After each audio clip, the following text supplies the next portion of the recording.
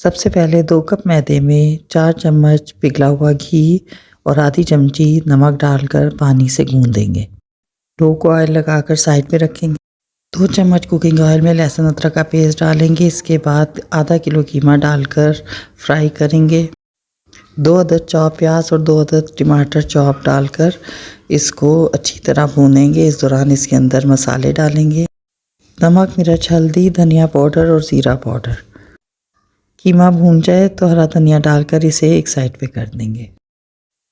मैदे के पेड़े बना लेंगे, साथ ही इसके एक स्लरी बनाएंगे जिसमें 3 चम्मच कॉर्नफ्लोर में आधी चमची बेकिंग पाउडर डालेंगे और 3 चम्मच पिघला हुआ घी डालकर एक पेस्ट बना लेंगे।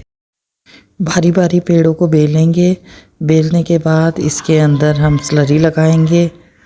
स्लरी लगाकर जिस तरह चौकोर पराठे को तय देते हैं, इस तरह इसे तय देंगे। तमाम पेड़ों को इस तरह तय देकर फोल्ड कर लेंगे।